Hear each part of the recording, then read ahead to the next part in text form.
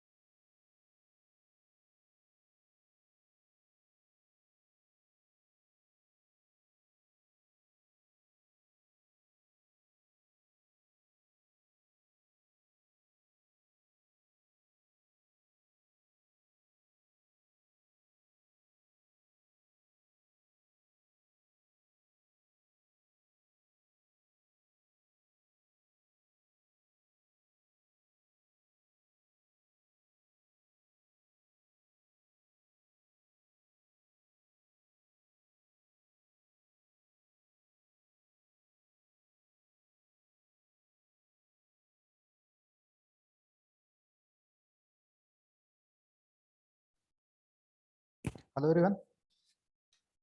Good morning everyone. Good morning sir. एक बार ये बता दीजिए कि साउंड क्लियर आ रहा है क्या आप तक? एक बार मुझे साउंड का बता दो।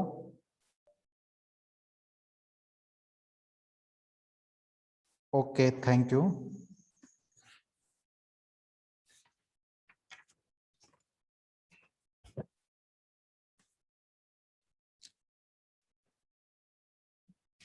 एक बार मैं अटेंडेंस ले रहा हूं।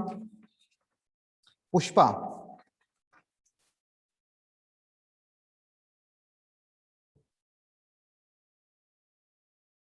ओके। प्रियंका,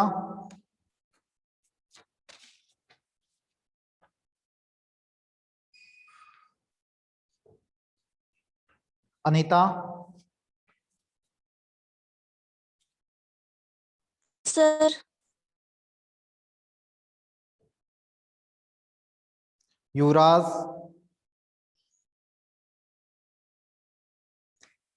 अनीता प्रेजेंट है?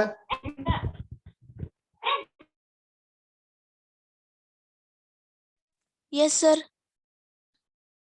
अनीता बच्चे आप बोल लोगे तो मुझे सुनाई नहीं देगा, मैंने माइक लगा रखा है, ना कि ईयरफोन लगा रखी है, तो इस वजह से ओनली मैसेज के थ्रू ही आप अपनी अटेंडेंस शो करोगे। युवराज,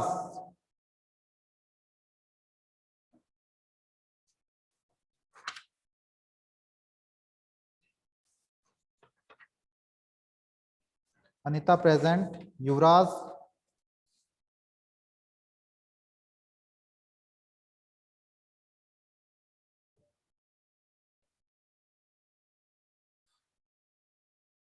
Yuvraj present, Rohit, Rohit mister Baljeet,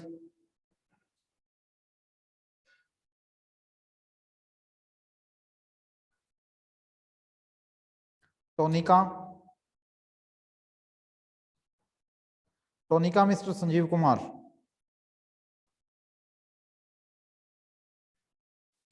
Pankaj, Pankaj mister Mahavir, okay, Mukesh, Mukesh mister Chhotu Ram,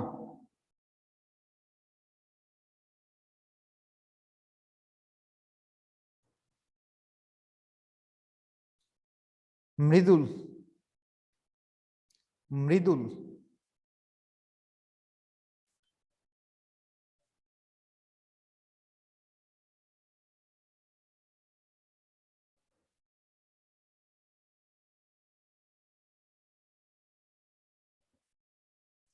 Anuradha,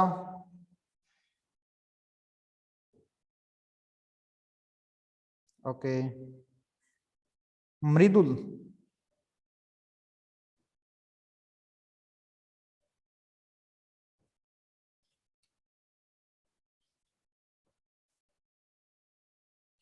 मृदुल also present, अरमान,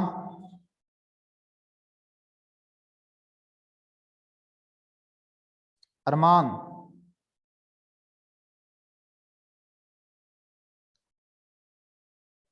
ओके, प्रियांशु, प्रियांशु,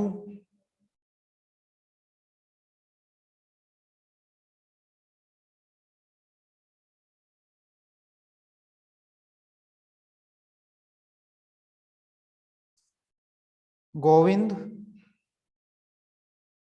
गोविंद,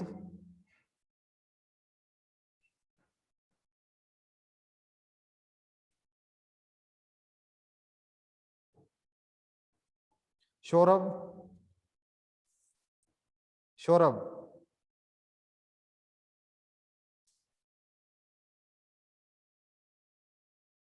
संजू,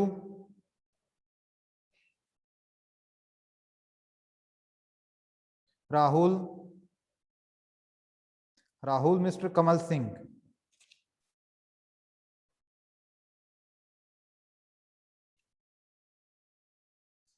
अमित, अमित मिस्टर लीलाधर,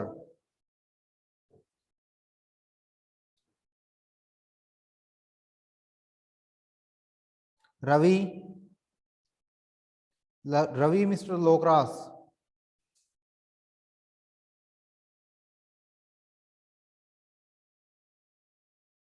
संगम,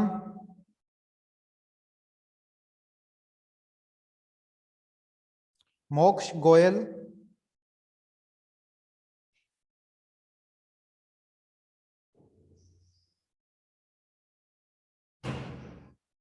मोक्ष Goyal, Chandramohan,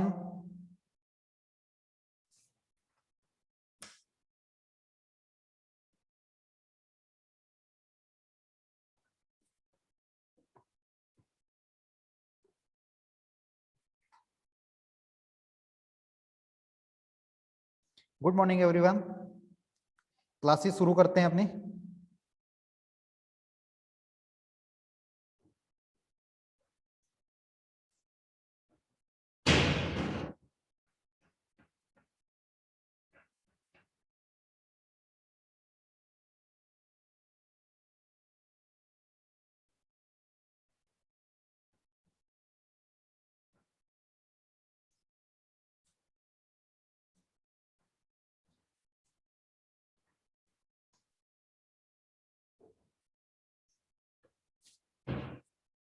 good morning everyone,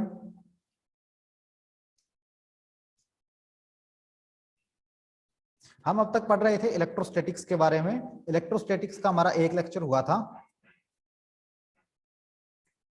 electrostatics का अपना एक लेक्चर वहां पर हुआ था। इलेक्ट्रोस्टैटिक्स का हमने एक लेक्चर किया था, एक लेक्चर मैंने क्लास में भी करवा दिया था इसका, जो फर्स्ट चैप्टर उसी के रिगार्डिंग, जिसमें हम चार्जेस की बात कर रहे थे। चार्जेस किस फॉर्म में था? चार्ज एक रेस्ट फॉर्म में था, रेस्ट फॉर्म में चार्ज की हम यहाँ पर कंप्लीटली डिस्कशन करके चले थे प्रीवियस क्लास में।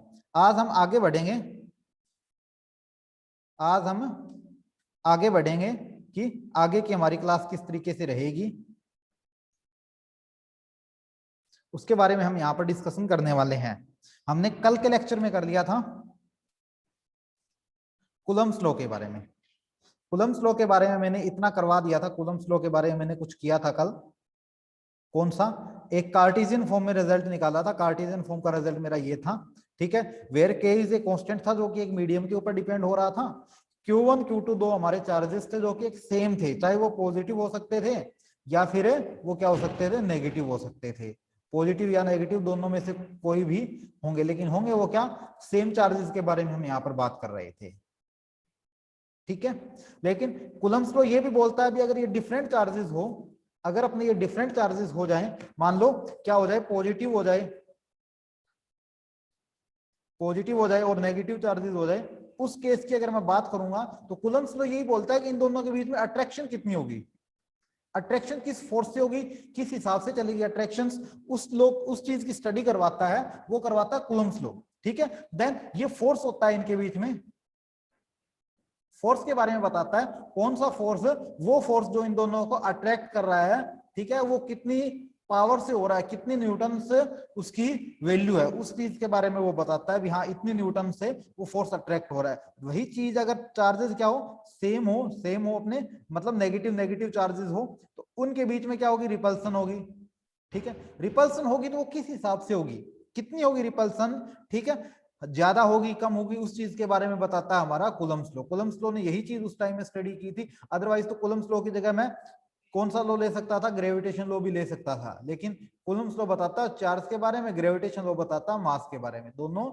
डिफरेंट चीजें हैं लेकिन रिजल्ट ऑलमोस्ट सेम आता है, ठीक है। सभी चीजें वहां पर डिपेंड होती है, लेकिन यहाँ पर कूलम्ब्स लॉ एक मीडियम पे डिपेंड होगा, ग्रेविटेशनल लॉ एक मीडियम पे डिपेंड कभी नहीं होगा। ये रिजल्ट शो करता है कौन है, कूलम्ब्स लॉ। कूलम्ब्स लॉ अपना रिजल्ट इस तरीके से शो करता है, तभी ये रिजल्ट हमारा आगे बढ़ा है। देन आगे बढ़े, हम बात करेंगे अब वेक्टर फॉर्म के बारे में। कूलम्ब्स लॉ ने जो वेक्टर फॉर्म दिया था, वेक्टर फॉर्म किस तरीके से दिया था, यहाँ पर टू सेपरेट सेपरेट चार्ज आपके आगे शो हो रहे हैं स्क्रीन के ऊपर। देन इनके बीच में डिस्टेंस कितनी आर है, आर मैंने यहाँ पर क्या लिखा है, मोड आर लिखा है, मतलब आर को मैंने एक इस तरीके से बंद कर दिया एक ब्रैकेट के अंदर, जिसे इसे मॉडुलस बोला जाता है। इसके ऊपर प्लस माइनस का कोई इफेक्ट नहीं पड़ता, ठीक है, ये प्लस माइनस लेस होता है, इसके ऊपर किसी भी तरीके का प्लस माइनस का कोई इफेक्ट नहीं पड़ेगा। देन इनके ऊपर अगर प्लस माइनस का इफेक्ट नहीं पड़ा, तभी मैंने क्या लिखा, इसको मोड में डाल दिया।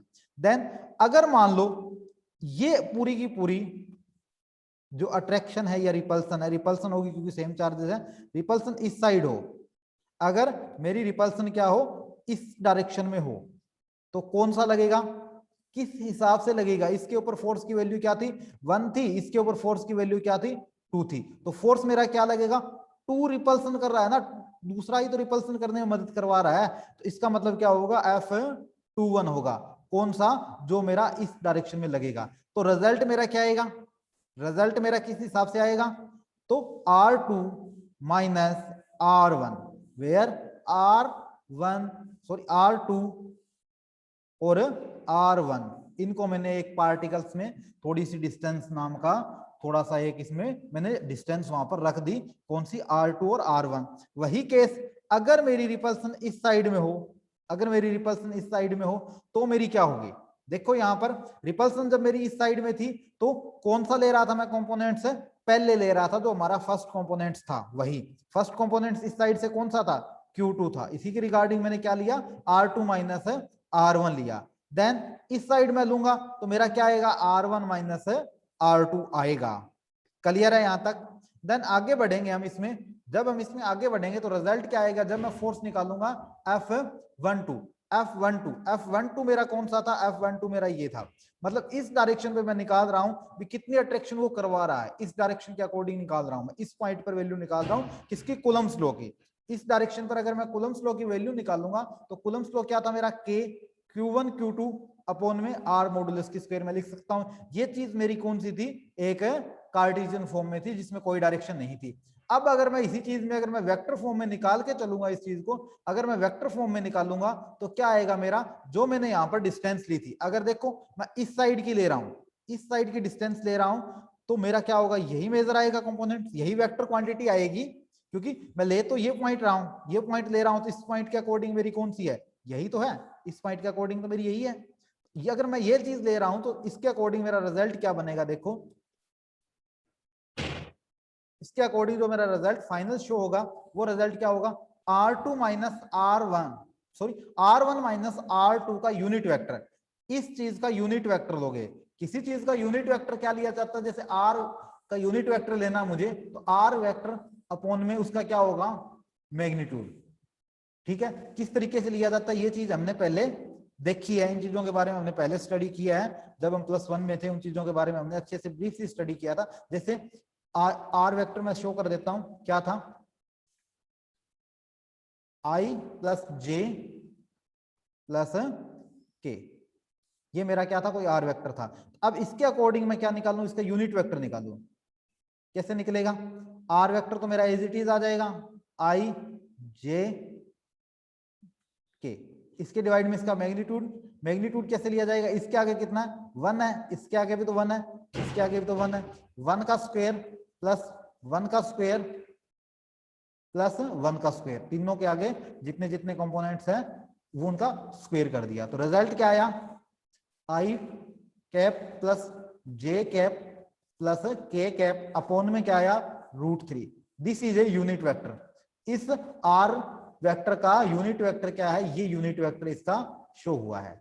इस तरीके से हम इसका यूनिट वेक्टर शो कर सकते हैं। वही रिजल्ट मैंने क्या लिया, ये लिया, are vector R1 minus R2 upon में इन दोनों का मैग्नीट्यूड ले लिया। देन ये चीज क्या थी मेरी, आर वेक्टर, आर वेक्टर को देखो, आर मेरी क्या थी, यही तो थी, और इसकी वैल्यू मैं ये भी लिख सकता था और ये भी लिख सकता था। अब मैं इस डायरेक्शन में निकाल रहा हूं तो मैं ये वैल्यू शो कर सकता हूं, इसके अंदर मैं ये वैल्यू शो कर सकता हूं, जर्नल सी बात है कैलकुलस। तो इसके अकॉर्डिंग मैंने क्या वैल्यू कर दी, इसकी जगह आर जो मेरा क्या था, मॉडुलस में था, ठीक है, मैग्नीट्यूड में ले रहा था, उसकी जगह मैंने क्या कर दिया, ये सेम चीज लिख दी। अब देखो स्क्वायर मेरी यहां थी, एक मेरी पावर यहां थी, तो टोटल पावर कितनी होगी, 3 होगी, और देन ये मेरा चीज एज इट इज बच गई। क्लियर है, ठीक इसी तरीके से अब ये रिजल्ट मैं ले रहा हूं 1 और 2 के केस में, तो इसी तरीके से 2 और 1 के केस में लूंगा, तो सिर्फ और सिर्फ इनकी वैल्यू चेंज हो जाएगी, ये 1 से लेके 2 तक था, तो यहाँ पे 2 से लेके 1 तक हो जाएगा, और ये भी 2 से लेके 1 तक हो जाएगा। Same as it is result चलेगा, बिल्कुल बिना किसी कोई डिफरेंस के, कोई डिफरेंस नहीं होगा, same as it is result चलेगा। अगर आप प्रदीप की बुक में देखोगे, प्रदीप की बुक में कुछ इस तरीके से दिया हुआ है, उन चीज में आप पजल मत होना, उस चीज में आप पजल होना ही मत। डायरेक्टली आप ये डायग्राम शो करना, ये डायग्राम डायरेक्टली आप शो करना, उस डायग्राम के अकॉर्डिंग आप अपना रिजल्ट निकाल सकते हो। एक बार यहां तक कमेंट कर दीजिए किसी बच्चे का कोई डाउट है तो।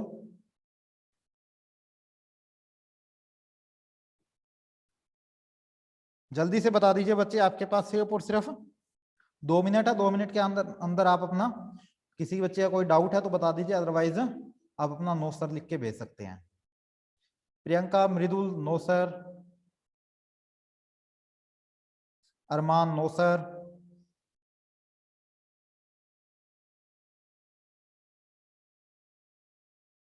बच्चे जल्दी से भेजिए अपना कमेंट। यहां तक क्लियर हो रहा है क्या?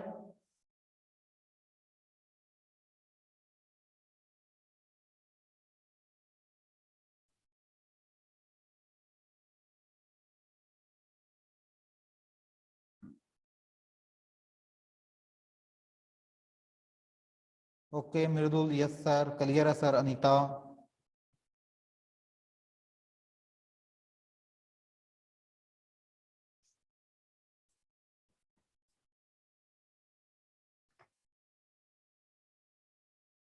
टोटल 18 स्टूडेंट है, अपने अपने कमेंट्स भेजिए अपने नाम के साथ, ताकि अटेंडेंस भी साथ साथ शो होती रहे आपकी। जो ये कमेंट्स है, इस कमेंट्स के थ्रू बाद में अटेंडेंस भी दोबारा शो हो जाएगी कि आप क्लास में रेगुलर थे या नहीं थे।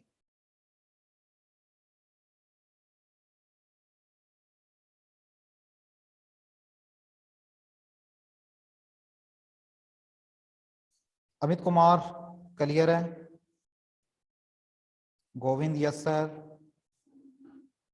संजू, चंद्रमोहन, चंद्रमोहन रिपीट। ओके चंद्रमोहन बच्चे आप मॉर्निंग में अटेंडेंस के टाइम नहीं थे, अटेंडेंस शो कर रहा हूं आपकी अभी। संजू क्लियर है? ओके रोहित, चलिए मैं एक बार रिपीट कर देता हूं, चंद्रमोहन का कमेंट आया कि आप रिपीट कर दो।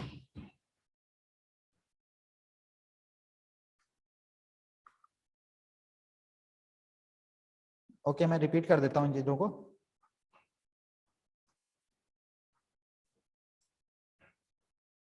इरेज कर रहा हूं, 1 सेकंड रुको बच्चे।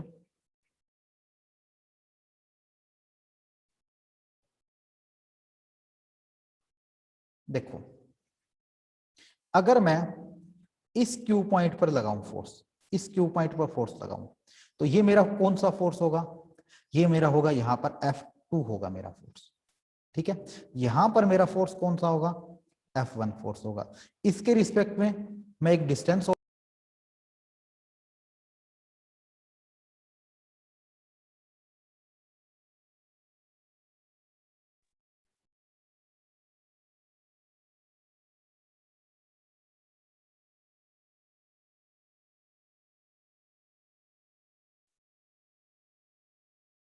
एक सेकंड बच्चे नेटवर्क का कोई इशू हो गया था।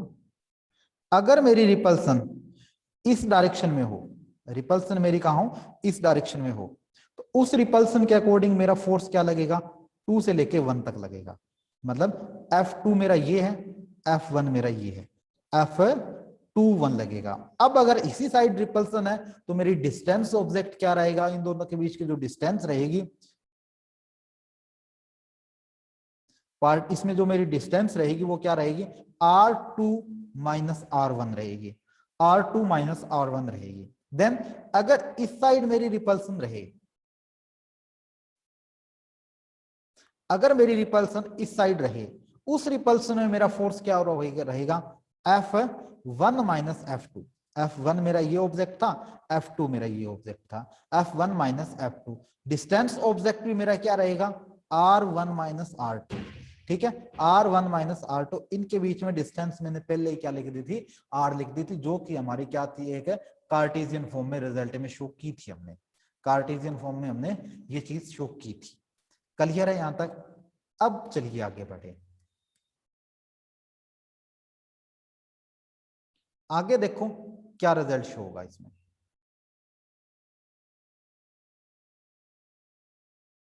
देखो मैं निकाल रहा हूं F1 से लेके 2 तक। F1 से लेके 2 तक कौन सा ऑब्जेक्ट था मेरा? ये ऑब्जेक्ट था, ठीक है। इस ऑब्जेक्ट की मैं वैल्यू बात कर रहा हूं। तो ये मेरा कार्टेशियन फॉर्म का रिजल्ट था, as it is Cartesian form में यही रिजल्ट था। अब वेक्टर फॉर्म में निकालेंगे तो जो इस R1 से लेके 2 तक का जो फोर्स था, उसके रिस्पेक्ट में मेरी डिस्टेंस कौन सी थी, उसका यूनिट वेक्टर क्या करवा देंगे हम? इसके साथ कार्टेशियन फॉर्म वाले के साथ मल्टीप्लीकेशन करवा देंगे। उस टाइम हमारा क्या हो जाएगा? उसका एक वेक्टर फॉर्म शो हो जाएगी, किसकी? कूलम्ब्स लॉ की। अब इसका यूनिट वेक्टर मतलब कौन से का यूनिट वेक्टर हम ले रहे थे? इस केस के बारे में, इस केस के बारे में ले रहे थे। उसका मेरा कौन सा था? वेक्टर क्वांटिटी तो ये थी, वेक्टर का फॉर्म में तो मेरा ये था डिस्टेंस। इसका यूनिट वेक्टर लेंगे हम, इसका यूनिट वेक्टर लेंगे। किसी चीज का यूनिट वेक्टर निकालने के लिए हमें ये चीज दी हुई होती है, मतलब ए का यूनिट वेक्टर निकालना है ए का, तो ए वेक्टर अपॉन में उसका क्या होएगा? मैग्नीट्यूड आएगा, जो कि इस तरीके से मैंने ये चीज शो की है। क्लियर है?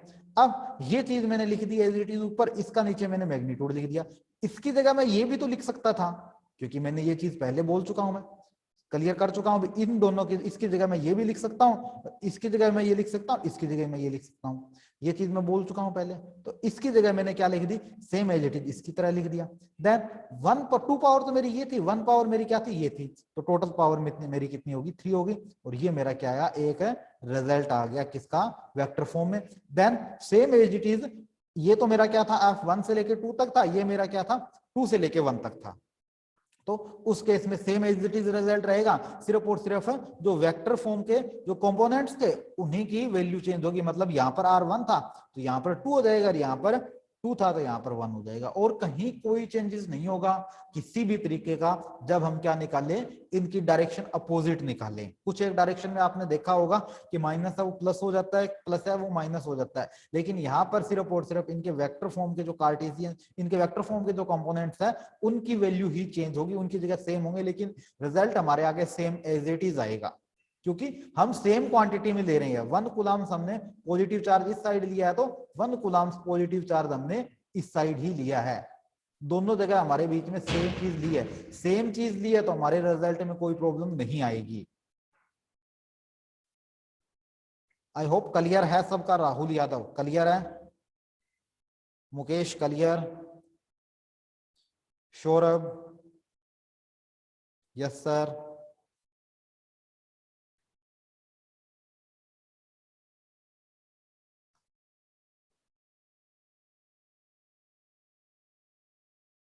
चंद्रमोहन क्लियर,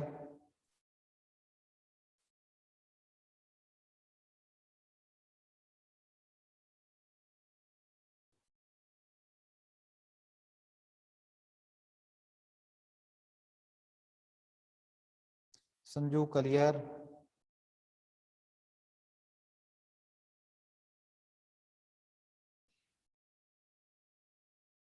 ओके आगे बढ़ते हैं। अब हम बात करते हैं सिमिलरिटीज। कौन सी चीज की सिमिलरिटी बात करेंगे? हम बात करेंगे सिमिलरिटीज है किस लॉ के बारे में? हम करने वाले हैं इलेक्ट्रिक फोर्स और ग्रेविटेशनल फोर्स। मतलब जो हमने अभी भी किया है, एक तो कूलम्स लॉ किया है और एक हमने 11th में किया था ग्रेविटेशनल लॉ। दो हमने लॉ किए थे, इन दोनों की सिमिलरिटीज के बारे में हम यहां पर डिस्कस करेंगे कि इनकी सिमिलरिटीज क्या थी, ठीक है, या इनमें डिफरेंस क्या थे, वो सारी चीजें हम बात करेंगे। सिमिलरिटीज की बात करेंगे तो स्क्वायर लॉ फॉलो करता है, उसी में भी तो हमारा रिजल्ट क्या होता था, उसी में भी तो हमारा रिजल्ट क्या था, सेम एज इट इज इसी तरीके से शो हो रहा था, same as it is show हो रहा था, कोई अदर नहीं था किसी भी तरीके का। उसमें भी तो हमारा क्या हो रहा था, इसी तरीके से था। उसमें मैंने क्या लिया था, यहाँ पर m1 था मेरा, इन दोनों के बीच में डिस्टेंस अलग थी, और यहाँ पर मेरा क्या था, m2 था। डिस्टेंस मैंने वहां पर d ली थी, और दूसरे केस में मैं बात करूं, यहाँ पर मैंने q1 चार्ज लिया था और यहाँ पर q2 चार्ज ले लिया। इनके बीच में डिस्टेंस क्या है, r है। तो दोनों लो मैं सेटिस्फाई करवा रहा हूं। f डायरेक्टली प्रोपोर्शनल क्या होगा, m1 m2 होगा, मल्टीप्लीकेशन होगी किसकी, इसकी मासेस की। और दूसरे फोर्स में, दूसरे में क्या होगा, डायरेक्टली प्रोपोर्शनल है टू q1 q2 होगा मेरा। सेम रिजल्ट चल रहा था। इसमें क्या था मेरा, f डायरेक्टली प्रोपोर्शनल 1 अपॉन में d स्क्वायर, इनवर्स स्क्वायर लो फॉलो हो रहा था। यहाँ पर क्या था, f डायरेक्टली प्रोपोर्शनल, ये इनवर्सली प्रोपोर्शनल है, क्या था मेरा, डिस्टेंस की स्क्वायर थी। सेम एज इट इज ये लो फॉलो हो रहा था। वहां पर मैंने d कंपोनेंट्स लिया था, यहाँ पर मैंने r ले लिया। इसमें कोई ज्यादा इशू वाली बात नहीं है। इसका मतलब क्या था, ये चीजें हमारी सेम थी। उन सेम की बात कर रहा है कि ये चीजें मेरी क्या थी, यहां पर सेम शो हो रही थी।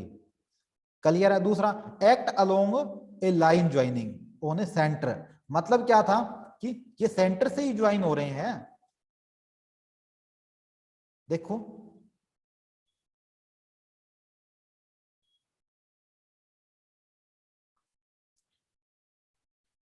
यहां से ही हम डिस्टेंस किसी चीज की मेजर कर रहे हैं। डिस्टेंस तो हम सेंटर से ही मेजर करवा रहे थे, ठीक है, चाहे वो डी हो, एक फॉर्म में मैंने डी ली हो और दूसरे फॉर्म में मैंने क्या ली हो, आर ली हो।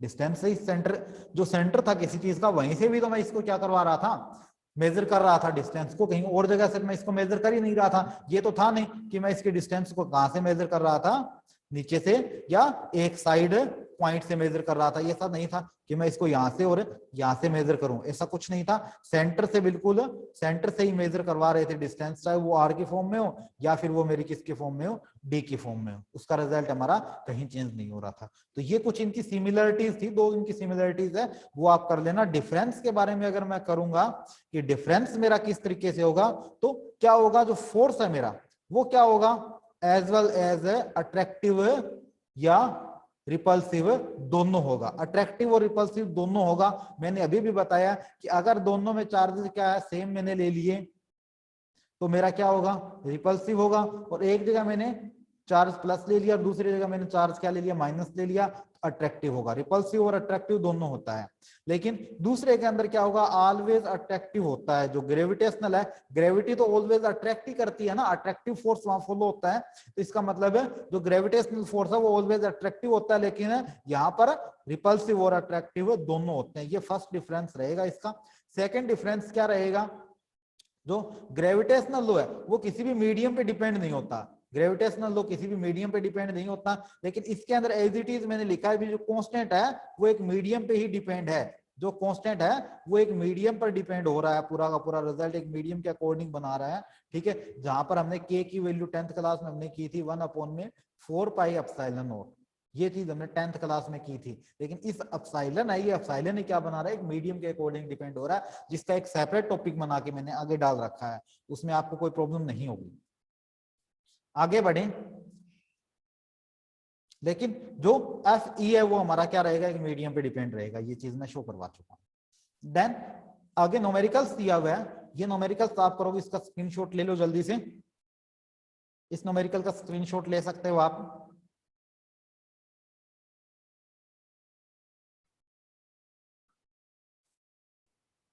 न्यूमेरिकल का स्क्रीनशॉट ले लीजिए। अगर कमेंट्स आपके शो ना हो कई बार, या कमेंट्स आप सेंड ना कर पाओ, तो आप डायरेक्टली मेरे नंबर पे सेंड कर दिया करो व्हाट्सएप पे। ठीक है, इस नंबर पे आप डायरेक्टली मेरे पास कमेंट्स सेंड कर दिया करो, ताकि मैं कमेंट्स है वहां पर भी देख सकूं। कल भी एक दो बच्चे ने डायरेक्टली यहाँ किए थे, तो उनका बेटर था। अगर यहाँ पर हमारे कमेंट्स है जल्दी से शो नहीं हो रहे हैं तो। अनीता क्लियर है? ओके, इस न्यूमेरिकल्स का जल्दी से स्क्रीनशॉट ले लो। देन आगे बात करूं मैं, तो लिमिटेशंस बात करूं किसकी, कूलम्स लॉ की। ठीक है, कूलम्स लॉ की लिमिटेशन बात करूं तो ये क्या है, एक्सटेंडेड चार्ज के ऊपर वैलिड नहीं होगा। एक्सटेंडेड चार्ज कौन सा होता है, जो एक लार्ज हो, जो लार्ज चार्ज होता है, ये क्या होगा, स्मॉल चार्ज पर वैलिड होगा। ये स्मॉल चार्ज पर होगा, मतलब जो सा छोटा सा चार्ज होगा उस चार्ज के ऊपर वैलिड होगा। देन वो चार्ज आर रेस्ट फॉर्म में हो सकते हैं, उस टाइम ये वैलिड होगा। अगर दोनों चार्ज मोशन फॉर्म में है तो वैलिड नहीं होगा। अगर वन चार्ज रेस्ट और वन चार्ज मोशन में है तो उस टाइम हम इस चीज को अप्लाई कर सकते हैं, उस टाइम ये चीज अपनी वैलिड हो सकती है। उसके अकॉर्डिंग रिजल्ट यहाँ पर शो होगा। देन ये है इसकी दो लिमिटेशंस, बाकी आप अपनी बुक्स में लिमिटेशन इसकी कर सकते हो। देन ये न्यूमेरिकल्स है, इस न्यूमेरिकल्स का रिजल्ट करवाऊंगा इसके अकॉर्डिंग, प्रिंसिपल ऑफ सुपरपोजिशन, इससे इसका रिजल्ट शो हो जाएगा अपना। तो यहां तक क्लियर हुए? एक बार जल्दी से बता दो।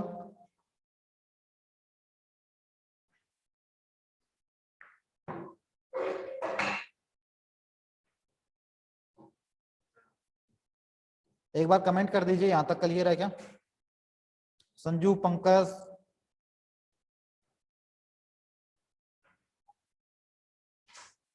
पुष्पा, रोहित, अरमान, सौरभ, राहुल,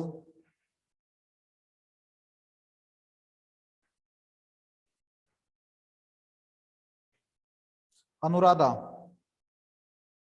बुक्स बुक्स प्रदीप की ले लो, बेटर रहेगी। ऐसा अरोड़ा से प्रदीप की बुक बेटर है। संगम, अमित,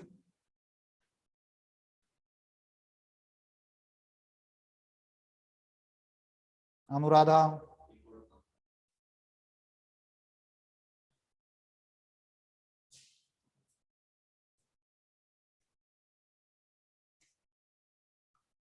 चलिए ये टॉपिक करते हैं, इस टॉपिक के बारे में थोड़ा सा बता देते हैं, बाकी कंप्लीटली टॉपिक हम नेक्स्ट क्लास में कर लेंगे।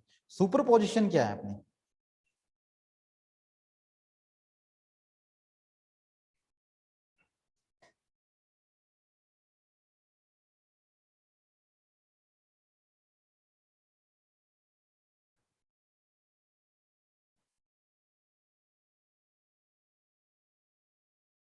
सुपरपोजिशन के बारे में बात करेंगे हम यहाँ।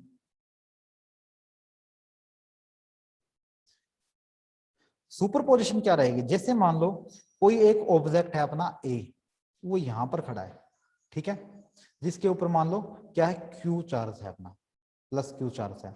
देन कोई एक ऑब्जेक्ट है बी, वो यहाँ पर खड़ा है जिसके ऊपर प्लस क्यू चार्ज है। एक ऑब्जेक्ट है सी, वो मेरा यहाँ पर खड़ा है जिसके ऊपर क्या है, क्यू नेगेटिव चार्ज है। देन डी ऑब्जेक्ट मेरा यहाँ पर खड़ा है, डी ऑब्जेक्ट मेरा यहां पर खड़ा है जिसके ऊपर है प्लस क्यू चार्ज। अब मैं बात करूं रिस्पेक्ट टू ए, मतलब ए के ऊपर नेट चार्ज या नेट फोर्स कितना होगा। नेट फोर्स की मैं बात करूंगा ए के ऊपर, उस चीज को जो शो करता है ना, मतलब दो हमारे पास फोर्स थे, उन दो फोर्स को शो करने वाला तो कौन था, कूलम्ब्स लॉ था। लेकिन अब दो से ज्यादा फोर्स हो जाए और वहां पर हमें इसका रिजल्टेंट वैल्यू निकालनी पड़े, तो उस चीज को शो करने वाला कौन सा है, सुपरपोजिशन है कहलाता है। मतलब उस चीज को क्या कहेंगे, प्रिंसिपल ऑफ सुपरपोजिशन कहेंगे, जो डिफरेंट डिफरेंट जगह पे शो करवाए। जिस तरीके से इसकी अगर मैं वैल्यू निकालूंगा इस तरीके से होगी, पॉजिटिव है, पॉजिटिव है, और ये क्या मेरा नेगेटिव है। नेगेटिव क्या होगा, आउटवर्ड्स होता है, और पॉजिटिव मेरा क्या होता है, इनवर्ड्स होता है। पॉजिटिव मेरा इनवर्ड्स होता है, नेगेटिव मेरा डाउनवर्ड आउटवर्ड्स होता है। उसी के अकॉर्डिंग प्रिंसिपल ऑफ सुपरपोजिशन दिया गया था, उसी के अकॉर्डिंग प्रिंसिपल ऑफ सुपरपोजिशन बना था मेरा।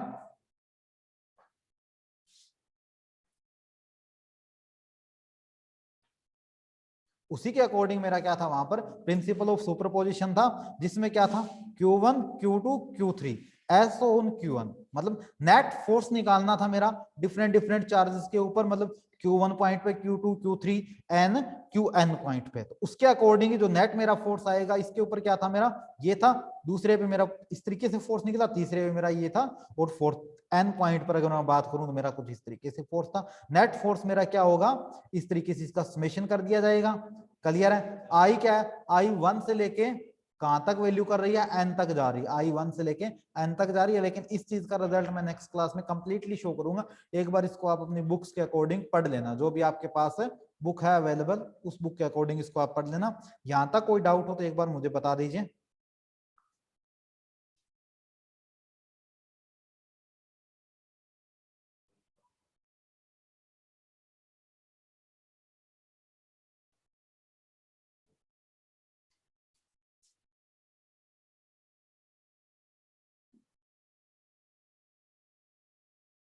Anuradha, no sir. अरमान, संजू,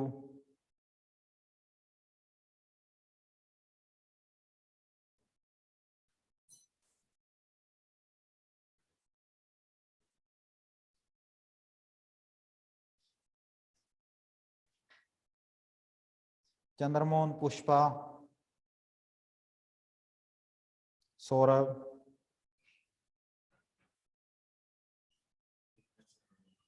युवराज सिंह। क्लियर है युवराज, सब कुछ यहाँ तक टॉपिक आपका, कोई डाउट। बाकी जो ये सुपरपोजिशन है, प्रिंसिपल ऑफ सुपरपोजिशन है, इस चीज को मैं रिपीट करूंगा कल के लेक्चर में, इसको दोबारा मैं करवाऊंगा पूरा का पूरा, ठीक है। क्योंकि अपने पास इतना ही टाइम था कि मैं इसको ब्रीफली एक बार थोड़ा सा करवा दूं, ताकि इस टॉपिक को आप घर पे पढ़ सको अच्छे से। इस टॉपिक को आप घर पे पढ़ लेना अच्छे से, कोई डाउट हो तो आप बता देना मुझे। और जो मैंने एक न्यूमेरिकल दिया है, ये इस न्यूमेरिकल को आप घर पर करोगे अच्छे से, इसका स्क्रीनशॉट ले लोगे अभी, ठीक है। स्क्रीन पर ही है ये क्वेश्चन, इसका स्क्रीनशॉट ले लो और इस न्यूमेरिकल को घर जाके करने की कोशिश करोगे घर पर।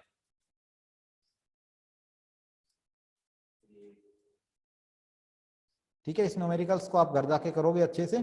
अगर कोई डाउट होगा तो आप मेरे से इस चीज के बारे में डिस्कस करोगे।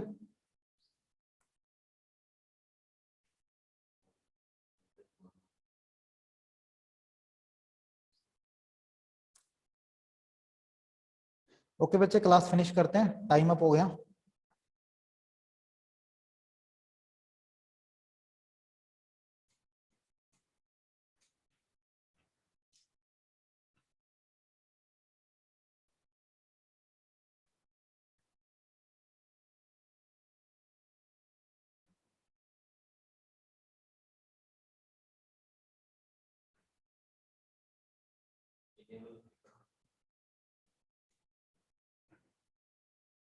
Okay, thank you.